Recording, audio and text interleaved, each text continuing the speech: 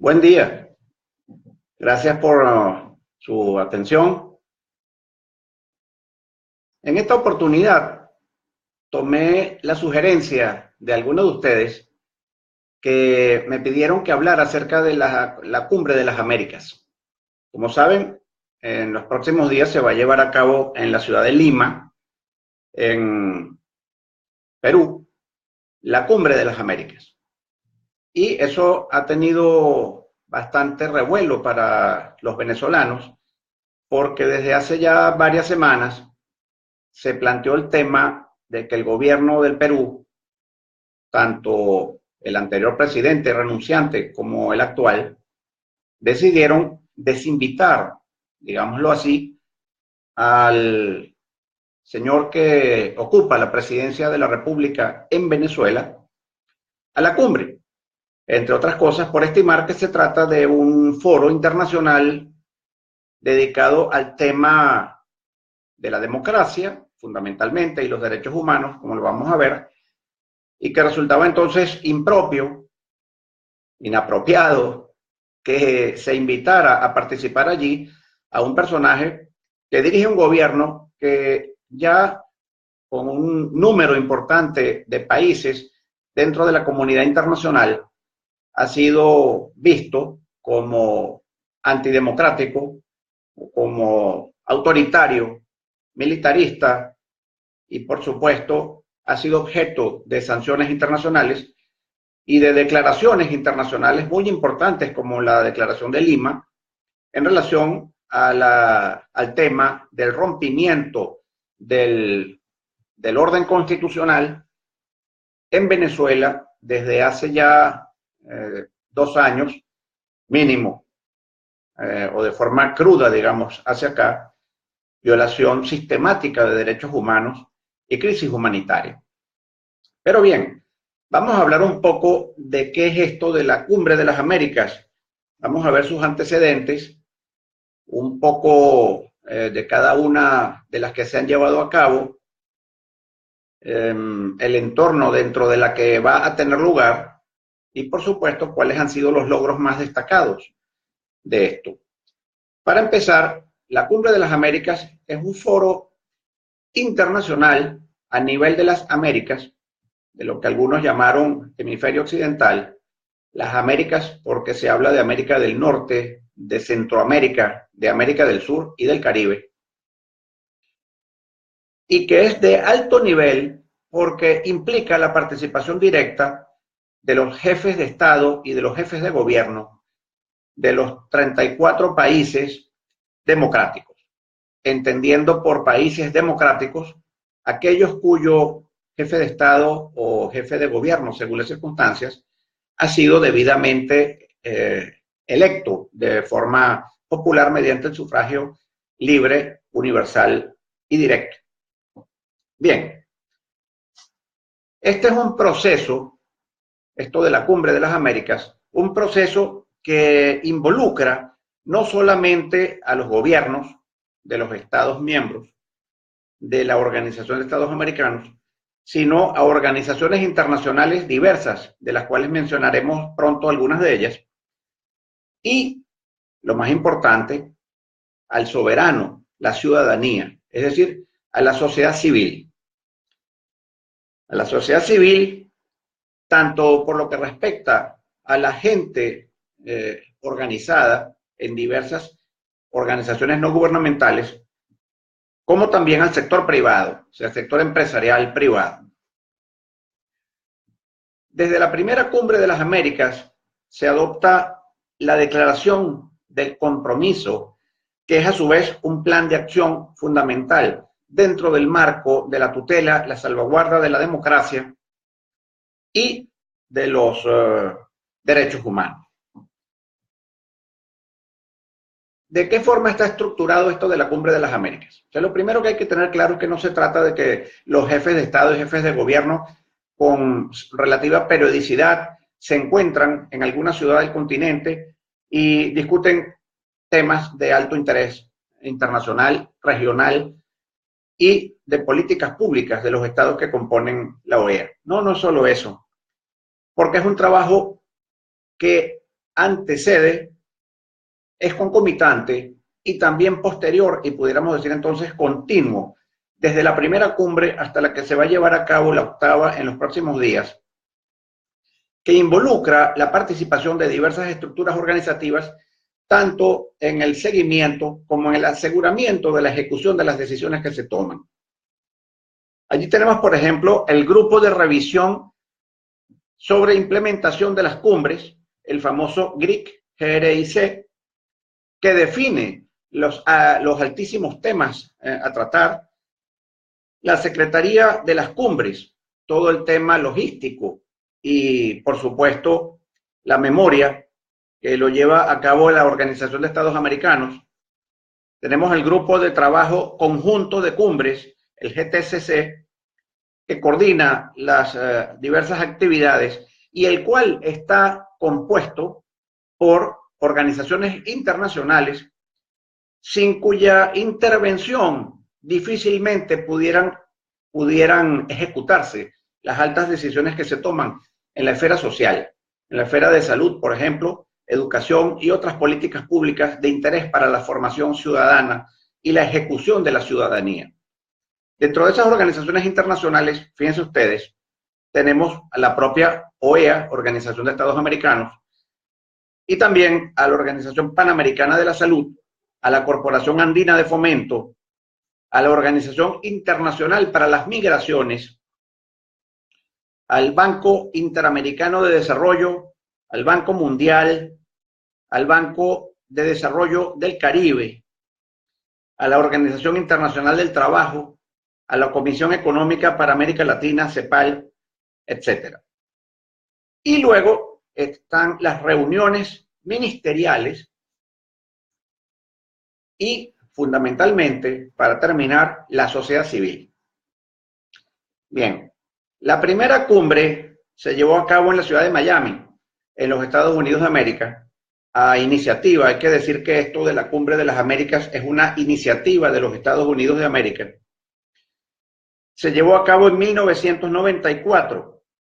y el planteamiento era el de la determinación de acciones de carácter multilateral que condujeran a facilitar reformas de las políticas públicas a nivel de cada estado en un sentido de uniformización en cuanto concierne básicamente a los conceptos de democracia y de derechos humanos. Esto, por supuesto, se enmarcó dentro de la Organización de Estados Americanos y los temas centrales que se han mantenido cumbre tras cumbre,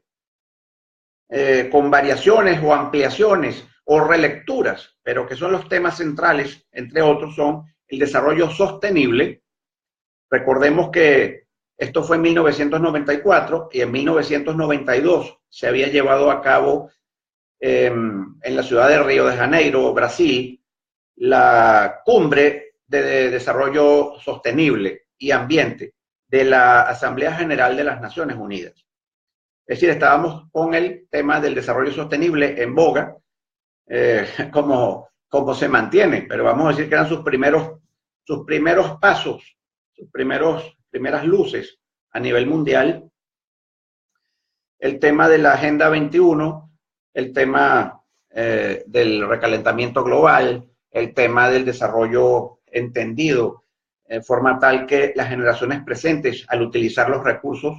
que la naturaleza brinda, no los comprometan de forma tal de empobrecer prematuramente y desgraciadamente a las generaciones futuras.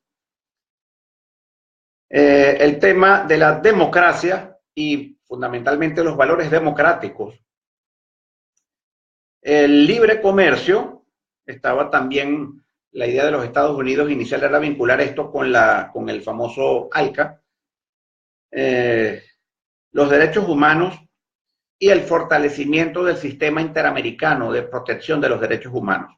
es decir, de la Comisión y de la Corte Interamericana de Derechos Humanos. La participación comunitaria, fíjense ustedes que no se ha divorciado en ningún momento desde el principio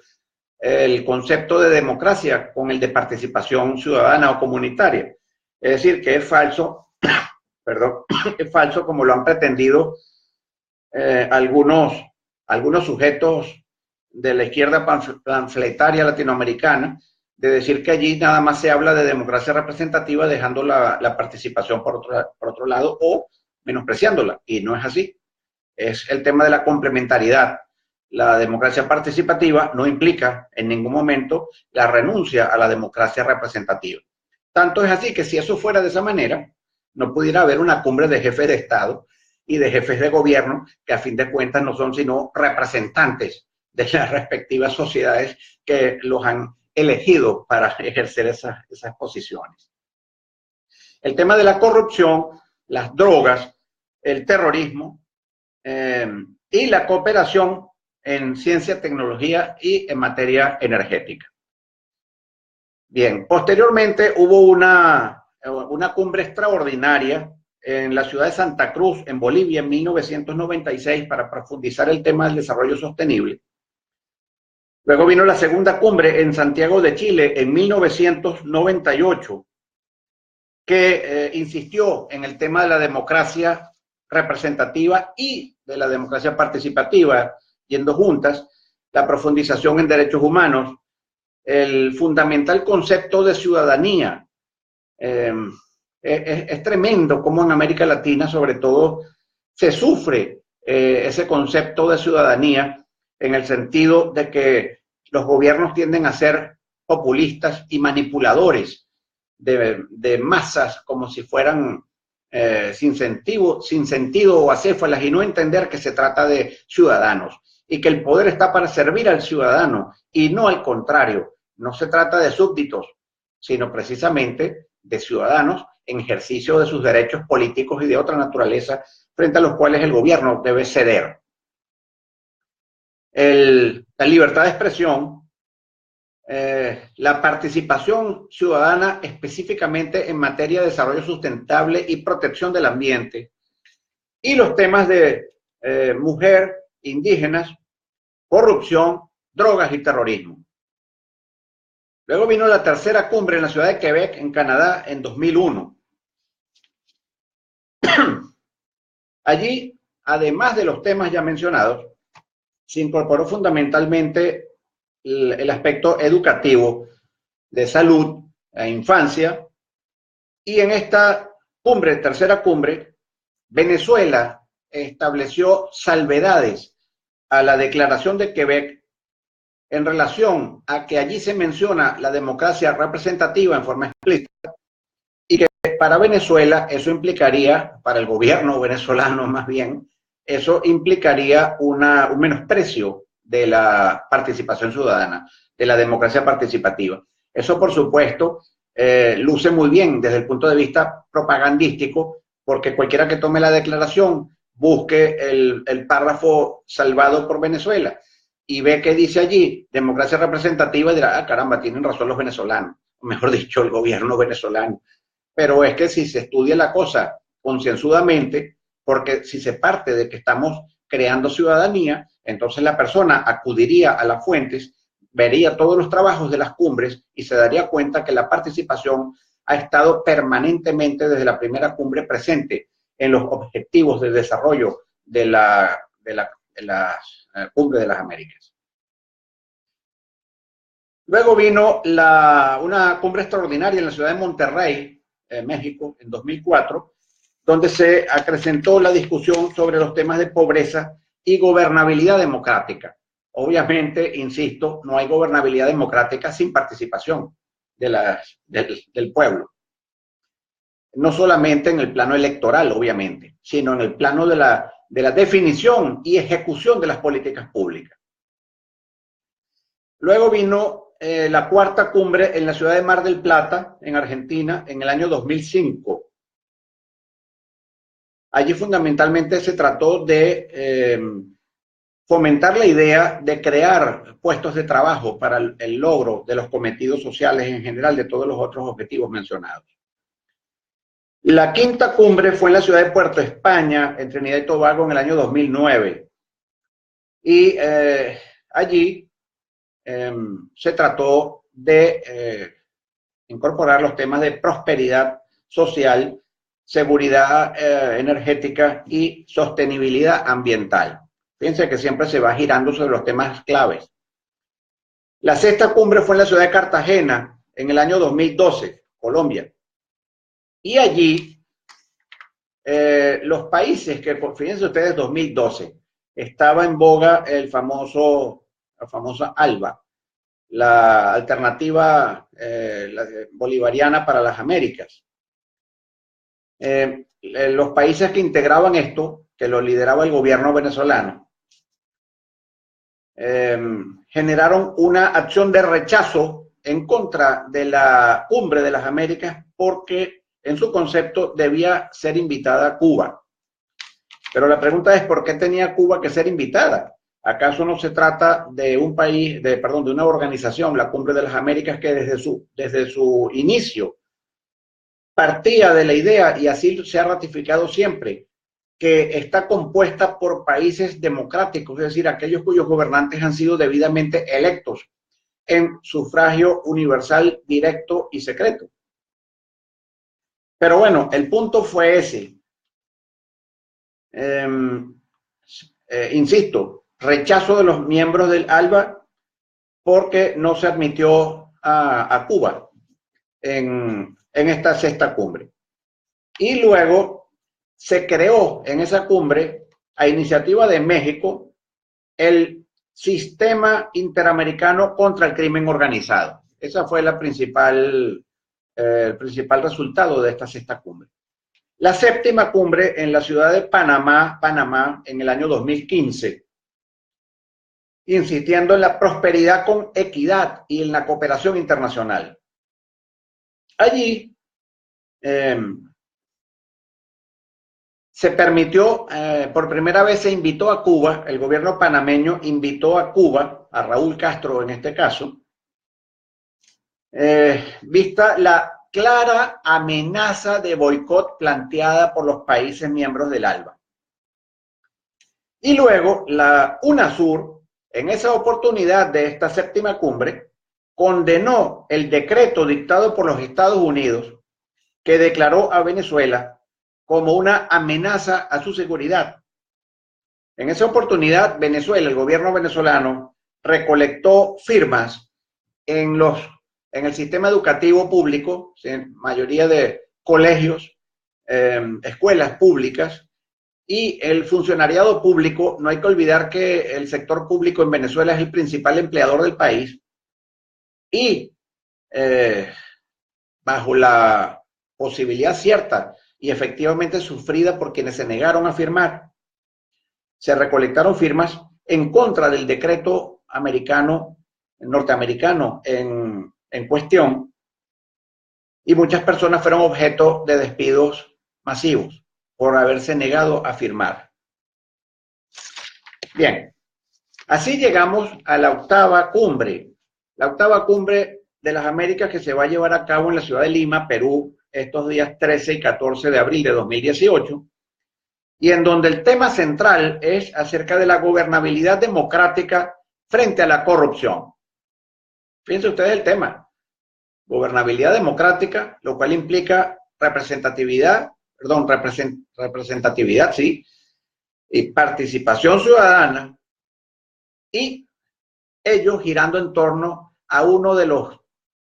tumores malignos más fuertes que tiene América Latina en general, como lo es la corrupción. La corrupción, no solamente la corrupción administrativa, la corrupción de las personas en ejercicio del gobierno, sino desgraciadamente, y por la mala acción de esos gobiernos en cuanto se refiere a la formación de ciudadanía en el manejo de los sistemas educativos, es la pérdida generalizada de valores, de los valores democráticos esencialmente. Pues bien, aquí se trata esencialmente, dentro de los trabajos de las organizaciones que les mencioné anteriormente, de las estructuras organizativas que les mencioné anteriormente, y que materializan la Cumbre de las Américas, se trata de fortalecer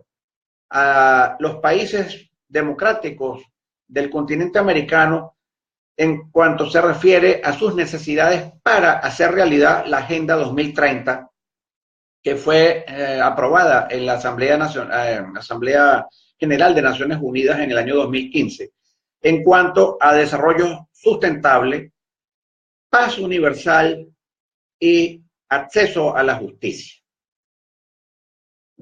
Ello dentro de lo que se conoce como objetivos del milenio, los objetivos de desarrollo del milenio. Fíjense ustedes que estamos hablando realmente de la integración en colectivo, digámoslo así, de los países democráticos de América Latina, del continente americano, a todo lo que es la internalización de las políticas públicas. Bien, en esa ocasión sucedió lo que les mencioné antes, la desvinculación de Venezuela,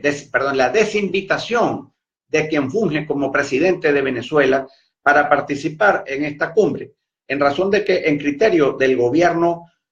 peruano, del gobierno anfitrión, que ejerce la organización y secretaría inmediata de la octava cumbre de las Américas, sería un sinsentido, un absurdo, que una estructura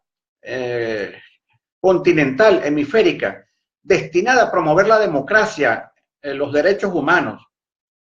por supuesto, la separación de poderes, el Estado de Derecho y el principio de legalidad, y la situación del poder público al servicio de la ciudadanía, que participe allí, que se siente con presuntos pares, quien preside un gobierno claramente autoritario, un gobierno efectivamente antidemocrático, un gobierno que tiene presos políticos, un gobierno que masacra manifestantes, mujeres, niños, estudiantes, no importa quién. Un gobierno que tiene el país sumido en una crisis humanitaria de proporciones inimaginables para lo que era el historial de Venezuela. Un gobierno que está generando una crisis más grande que la que pudiera adjudicarse a un país, porque ya tiene efectos regionales, con el éxodo masivo de gente buscando refugio en Brasil, en Colombia, pero por supuesto también hemos leído en las recientes noticias que ya hay casi 2.000 solicitudes de asilo en Trinidad y Tobago y, por supuesto, desgraciadamente, personas que han muerto en barcazas tratando de llegar a la isla de Curazao. Bien, frente a esa situación, el gobierno venezolano dijo que no se podía desinvitar a un presidente, que eso no tenía precedente, eso no podía ser. Bueno, posiblemente no se haya desinvitado anteriormente a un presidente, pero es que la situación que está ocurriendo es la que acabamos de rememorar. El punto es que la declaración de Lima, el grupo de Lima, al emitir sus declaraciones y pronunciamientos y haber reconocido que en Venezuela hay un rompimiento del orden constitucional, hay un golpe de Estado dado por el propio gobierno y el Tribunal Supremo de Justicia ilegítimo en contra de la Asamblea Nacional, poder legislativo legítimamente electo, y sirviéndose de esa ilegítima y fraudulenta Asamblea Nacional Constituyente solamente para asegurar el atornillamiento de un gobierno represivo, autoritario, y que sin miramiento alguno pretende imponer su ideología por encima de los derechos humanos. Mencionemos solamente la libertad de expresión, la libertad de pensamiento y los derechos políticos, sufragio, básicamente. Bien, para esta ocasión, las prioridades del gobierno norteamericano de Trump, digamos, que ha afirmado que acudirá personalmente a esta cumbre, como le corresponde además en su condición de jefe de Estado, son establecer acuerdos concretos en materia de corrupción, ya veremos qué proponen, ampliar mecanismos comerciales a favor de los Estados Unidos. Por supuesto, eso no es criticable que cada gobierno busque favorecer su país, pero la idea es que en el equilibrio se consiga que el beneficio sea recíproco. Y finalmente, analizar la crisis de Venezuela a objeto de que haya reacciones más puntuales, concretas e internacionales, regionales, a la crisis venezolana. Como sabemos, Panamá hace poco dictó sanciones contra los altos funcionarios del gobierno venezolano. Y la idea es que haya algo, por supuesto, Canadá y los Estados Unidos también.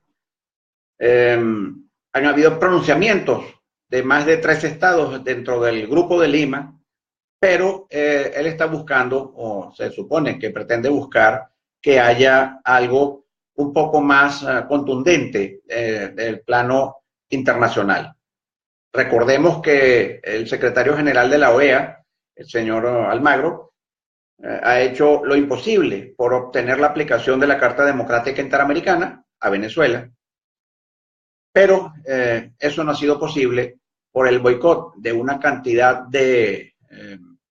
países caribeños que dependen del petróleo venezolano y que le han servido de un número considerable de votos a favor de este gobierno tiránico que tenemos en Venezuela. Bien,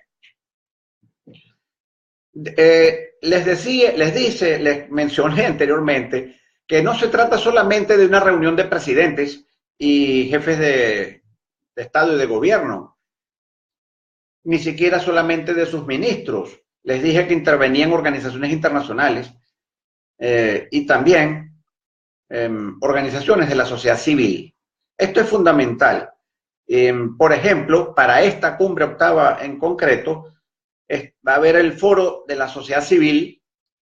el foro sobre pueblos indígenas, mejor dicho, el foro de los pueblos indígenas, foro de jóvenes, va a haber las famosas reuniones del GRIC que les mencioné antes, la red de Parlamento Abierto, es fundamental la intervención también del Poder Legislativo, que a fin de cuentas es representante directo del soberano, y además participa dentro de las políticas públicas con el dictado de las leyes respectivas. La cumbre empresarial, obviamente, y los diálogos que se generan entre los actores sociales y los gobiernos. Se facilita esa aproximación, esa posibilidad real de participación, de flujo de la información, de transparencia en el actuar público, que tanto hace falta en Venezuela. En concreto, la Red Latinoamericana para la Democracia está involucrada en un foro sobre democracia, transparencia e Internet en las Américas, tema central. La red de ONGs por América Latina en el área de los pueblos originarios. El foro de las mujeres de las Américas frente a la corrupción. También va a haber el foro Venezuela Sociedad Militarizada, organizado por SEDICE, por Acceso a la Justicia, por Control Ciudadano, entre otras organizaciones no gubernamentales. Va a haber también el foro sobre tecnología para la gobernabilidad democrática, la transparencia y tecnología para la gobernabilidad democrática. El foro de las mujeres venezolanas ante la emergencia humanitaria y la migración forzada, organizado por Mujer y Ciudadanía. Y el Foro Ciudadano de las Américas, también a cargo de la Red Latinoamericana para la Democracia. Son para citarles algunas de las actividades que van a haber allí en el marco de la sociedad civil. Es decir, es un interactuar entre la sociedad civil, que a fin de cuentas es la gente común, el ciudadano, el votante, la persona de la calle, la que sufre o disfruta las políticas públicas, y los ejecutores de las mismas, de forma tal que la decisión sea común. Bien, dentro de los logros, algunos de los logros más importantes de este proceso de cumbres de las Américas, tenemos la Convención Internacional contra la Corrupción, la Relatoría Especial para la Libertad de Expresión, que trabaja dentro del ámbito de la Comisión Interamericana de Derechos Humanos y que ha sido tan prolija en su actividad de denuncia y de generadora de parámetros de respeto de la libertad de expresión. La Convención Interamericana contra el Terrorismo, la cooperación en materia de desastres naturales, nada menos que la Carta Democrática Interamericana, que en su momento, y a pesar de que ella habla de democracia representativa, tan criticada por Venezuela, fue suscrita sin ningún problema por el difunto Chávez.